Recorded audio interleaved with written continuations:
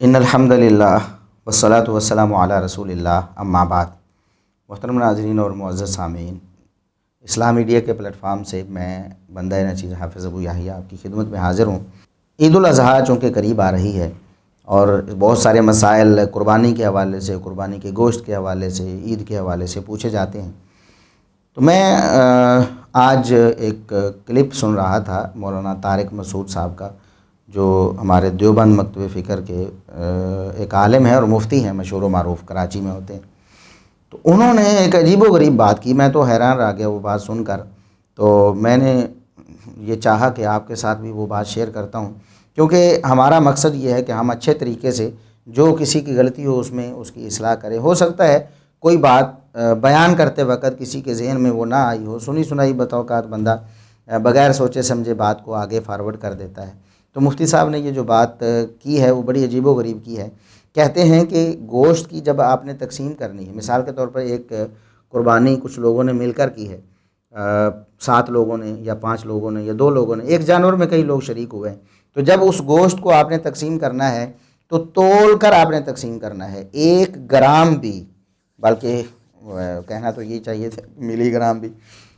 बहरहाल अगर कमी बेशी हो गई, एक बोटी भी 1 ग्राम भी आगे पीछे हो गया, मिसाल के तौर पर एक बंदे गोश्त टोटल जो है वो 70 किलोग्राम हो गया एक जानवर का, उसमें 7 लोग शरीक हैं, मैं मिसाल के तौर पर कह रहा हूँ, या फिर उसको आप कह लें कि वो 140 किलोग्राम हो गया और उसमें 7 लोग शरीक हैं, तो अब हर एक को 20-20 किलो आना चाहिए। तो कहते हैं कि अगर किसी को मिसाल के तौर पर 20 किलो आ गया और किसी को 19 किलो और 900 ग्राम आ गया, या 19 किलो और 950 ग्राम आ गया, या 19 किलो 990 ग्राम आ गया, 10 ग्राम का भी या हत्ता कि 1 ग्राम का भी फ़र्क, उनके कहने का मकसद यही था कि गोश्त की तकसीम में बिल्कुल बराबर होना चाहिए। अगर फ़र्क आ गया तो सूद हो जाएगा। दूसरा मसला कुर्बानी का ये है, बहुत अहम मसला है कि जिस जानवर में 7 आदमी शरीक हों या 6 आदमी या 4 आदमी या 3 आदमी, उसके गोश्त को तोल कर तकसीम करना लाजिम है, अंदाजे से तकसीम करना हराम है। बाज लोग कहते हैं हम सब राजी हैं तो क्या जरूरत है भाई, राजी का मसली गोश्त सूदी अमवाल में से सूदी, देखो 10 रुपए दे के 11 रुपए ले सकते हो किसी से, चाहे वो दिल से भी दे रहा हो, फिर भी नहीं। तो गोश्त की एक बोटी भी कहीं ज्यादा चली गई तो ये सूद हो जाएगा। अब कहने का मकसद तो यही था कि 1 ग्राम बल्कि मिलीग्राम भी हो तो सूद हो जाएगा, क्योंकि इसमें जब ये शर्त लगा दी कि बराबर होना है, अगर कमी बेशी हुई तो सूद है। तो कमी बेशी चाहे वो 1 आने की हो चाहे 1 ग्राम की हो, तो सोने में अगर आप देख लें कि कमी बेशी 1 ग्राम की हो जाए तो कहाँ बात पहुँच जाती है। तो जब सूद है तो वो सोने में हो या गोश्त में हो तो एक ही बात। इसकी दलील उन्होंने क्या दी, कहते हैं कि जो गोश्त है वो सूदी अजनास में से, सूदी चीज़ों में से है, यानी उनके कहने का मकसद ये था कि गोश्त ऐसी चीज़ों में से है कि जिनका आपस में जब तबादला किया जाए, लेन देन किया जाए, कारोबार किया जाए, ख़रीदो फ़रोख्त की जाए, तो उनमें बिल्कुल बराबर बराबर रहना ज़रूरी है। अगर थोड़ी सी भी कमी बेशी हो गई तो वो सूद हो जाएगा। ये बात उन्होंने कही, लेकिन हमें उनसे माज़रत के साथ और एहतराम के साथ उनसे हमें इख्तिलाफ है। ये बात उनकी बिल्कुल गलत है। पहली बात तो ये है कि जो सूदी अजनास शरीयत ने बयान की हैं वो कुल 6 हैं, 6 से ज़ायद नहीं है, सिर्फ 6 हैं, और उन 6 में गोश्त शामिल नहीं है। वो हदीस क्या है, सही बुखारी और सही मुस्लिम में वो हदीस मौजूद है। सही मुस्लिम में 1587 नंबर जो हदीस है उसके अल्फाज ज़रा तफसील से हैं, तो वो मैं पढ़ के आपको सुनाता हूँ। सैयदना उबादा बिन सामित रज़ी अल्लाह अन्हु बयान करते हैं कि रसूलुल्लाह सल्लल्लाहु अलैहि वसल्लम ने फरमाया, अज़्ज़हाबु बिज़्ज़हाबि वल-फ़िद्दतु बिल-फ़िद्दति वल-बुर्रु बिल-बुर्रि वश-शईरु बिश-शईरि वत-तम्रु बित-तम्रि वल-मिल्हु बिल-मिल्हि, कि सोना सोने के बदले में, चांदी चांदी के बदले में, और गंदम गंदम के बदले में, जौ के बदले में, खजूर खजूर के बदले में, और नमक नमक के बदले में।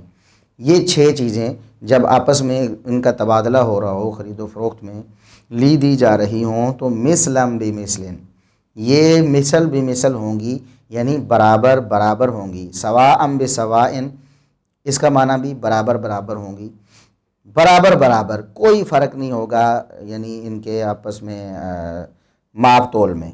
कुछ चीज़ें तोल कर, जैसे सोना चांदी वगैरह हैं, और कुछ चीज़ें माप कर भी, जैसे कि उस दौर में गंदम और जौ वगैरह और खजूरें माप कर जो है ना उनका तबादला होता था। तो ये जितनी भी चीज़ें हैं 6 चीज़ें, उनमें सोना, चांदी, दूसरा गंदम, जौ और इसके अलावा खजूर और उसके बाद नमक, ये 6 चीज़ें हैं। जब इनका आपस में लेन देन करना है, कारोबार करना है, तो बराबर बराबर होनी चाहिए, यदम बियदिन, और नकदो नकद होनी चाहिए। इनमें ना कमी बेशी जायज़ है और ना उधार जायज़ है। इन 6 चीज़ों में फ़इज़ा इख्तलफ़त हाज़िहिल असनाफ़ु फ़बीउ कैफ़ शिअ्तुम, नबी करीम सल्लल्लाहु अलैहि वसल्लम ने फरमाया, जब ये जिनसें मुख्तलिफ हो जाएं, आप गंदम के बदले में जौ ख़रीदना चाहते हैं, आप सोने के बदले में चांदी ख़रीदना चाहते हैं, आप खजूर के बदले में मिसाल के तौर पर नमक ख़रीदना चाहते हैं, आप नमक के बदले में मिसाल के तौर पर सोना ख़रीदना चाहते हैं, ये जब इनका तबादले में ये मुख्तलिफ हो जाएं, एक तरफ कुछ और है, दूसरी तरफ कुछ और है, फ़बीउ कैफ़ शिअ्तुम, फिर आप जिस तरह मर्ज़ी उसे बेचें, उसमें कोई कैद नहीं है कि आप उसमें बराबर बराबर रखें। लेकिन इज़ा काना यदम बियदिन, शर्त फिर भी एक लाजमी है कि इनमें उधार नहीं चलेगा। आपने इन्हीं अजनास का आपस में तबादला करना है। एक तो यह है कि एक जिन्स को उसी जिन्स से आपने बदलना है, तो तब 2 शर्तें हैं कि बराबर बराबर और नकदो नकद।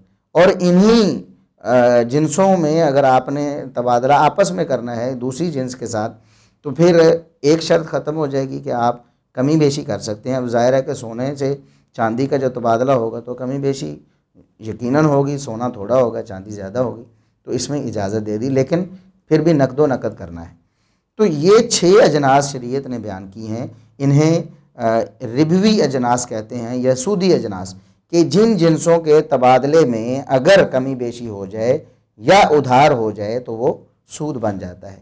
तो ये 6 जिनसें जो नबी करीम सल्लल्लाहु अलैहि वसल्लम ने बयान की हैं, गोश्त इनमें शामिल नहीं है। अब पता नहीं मुफ्ती तारिक मसूद साहब ने किस दलील से इस गोश्त को भी इन जिनसों में शामिल कर लिया है। हम उनसे अर्ज़ करेंगे कि अगर वो दलील आप हमें भी बहाम पहुँचाएँ तो हम आपके शुक्रगुज़ार रहेंगे। अभी तक तो हमारे इल्म में ऐसी कोई दलील नहीं है। अगर देखा जाए अकली तौर पर इस बात को, तो इस पे भी कई एक सवालात उठते हैं कि मुफ्ती साहब ने शायद सोचा ही नहीं ये फतवा देते हुए कि गोश्त को तकसीम करते हुए। उन्होंने कहा कि अगर सारे लोग इस बात पर रजामंद भी हों कि अगर किसी के पास एक बोटी ज़्यादा चली जाती है या आधा किलो गोश्त ज़्यादा भी चला जाता है, तो हमें कोई इसमें मतलब है कि कोई एतराज़ नहीं होगा, हम दुरुस्त है, हमारी तरफ से इजाज़त है। कहते हैं अगर वो ऐसा कह भी दें तब भी नाजायज़ है। पहली बात तो ये है कि मुफ्ती साहब ख़रीदो फ़रोख्त तो उन्होंने पहले ही कर ली थी। ये ख़रीदो फ़रोख्त का मामला नहीं है, ये तकसीम का मामला है। ख़रीदो फ़रोख्त का ये मामला कतान नहीं है, क्योंकि ख़रीदो फ़रोख्त तो उन्होंने मंडी से जाकर की उस जानवर की, जब जानवर को वो ख़रीद रहे थे। ये अगर ये मामला होना था तो उस वक़्त होना था कि जब आपने ये ख़रीदो फ़रोख्त करनी है। ये ख़रीदो फ़रोख्त के मसाइल हैं। अगर आपने ख़रीदो फ़रोख्त करनी है या लेन देन, पैसे के बजाय आपने पैसे दे के जानवर ख़रीद लिया या सोना दे के जानवर ख़रीद लिया या आपने चांदी दे के या आपने गंदम दे के जानवर ख़रीद लिया, जब मंडी से आप जानवर ख़रीदते हैं तो ख़रीदो फ़रोख्त का मामला वहाँ होता है। जब जानवर ख़रीद लिया गया तो सब का जानवर, यानी सब लोग उस जानवर में पार्टनर हो गए हैं, जानवर उनकी मिल्कियत बन गया है सब की। अब उन्होंने उसे आपस में तकसीम करना है। तकसीम करने में सब अगर मुत्तफ़िक़ हैं, अगर सब कहते हैं कि हमें बराबर हिस्सा मिलना चाहिए और फिर किसी की बोटी कम ज़्यादा रह जाती है, तो उसे आप नाइंसाफ़ी कह सकते हैं या उसका हक मारना कह सकते हैं। सूदी मामला फिर भी नहीं बनेगा। सूदी मामला और होता है, किसी का हक खा जाना ये और होता है। तो बहरहाल अगर जब वो 7 या 2 या 4 बंदे एक माल जो उन्होंने पहले से ख़रीद रखा है उसको तकसीम कर रहे हैं, तो ये ख़रीदो फ़रोख्त का मामला नहीं है, ये इनका तकसीम का मामला है। तो इसको आप तकसीम ख़रीदो फ़रोख्त में लेकर गए और फिर उसको रबवी अजनास में यानी सूदी अजनास में शामिल कर दिया गोश्त को, जो कि बग़ैर दलील के है। अब यहाँ एक और बात भी है कि बाज़ उलमा कहते हैं कि ये जो 6 अजनास हदीस में बयान हुई हैं, ये 6 अजनास बतौर मिसाल नबी करीम सल्लल्लाहु अलैहि वसल्लम ने बयान फरमाई हैं। उनके बकौल हर जो भी लेन देन की जिन्स है वो इसमें शामिल है, यानी जब उसका आपस में तबादला किया जाएगा तो बराबर बराबर ही किया जाएगा। तो अगर मुफ्ती साहब उन उलमा में से हैं जो इस हदीस को आम समझते हैं, इसका हुक्म हर जिन्स में समझते हैं, तो फिर उन्हें ये नहीं कहना चाहिए था कि गोश्त सूदी अजनास में शामिल है, क्योंकि तब तो हर एक जिन्स भी उनके नज़दीक सूदी अजनास में शामिल होती, क्योंकि ये हदीस आम है, चाहे वो गोश्त हो, चाहे वो मट्टी हो, चाहे वो सोना हो, चाहे वो चांदी हो, चाहे वो पानी हो, चाहे कुछ भी हो, जिस चीज़ का भी ख़रीदो फरोख्त में लेन देन किया जाता है, अगर इस हदीस को वो आम रखते तो तब ये कहने की तो कोई तुक नहीं थी कि गोश्त सूदी अजनास में से है, क्योंकि उस वक़्त उनके बकौल तो हर चीज़ सूदी अजनास में से है, तो गोश्त को ख़ास करने की क्या वजह थी।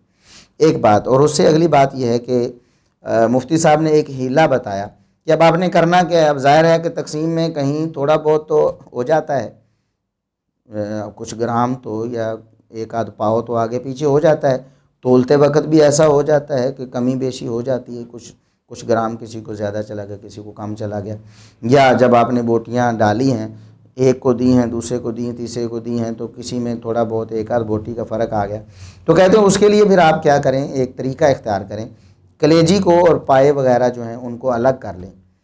जब आप गोश्त दे चुके हैं तो एक एक बोटी जो है कलेजी की या पाए की वो सब पर रख दें, तो इस तरह आप पर वो जो एक जुर्म आ रहा था वो ख़त्म हो गया। और अगर इस टेंशन से बचना चाहते हैं तो सातों हिस्सों में कलेजी या पाए मिला दें, फिर तोल के तकसीम करना जरूरी नहीं होगा। तब आप 5 किलो चाहे किसी को कम दे दें।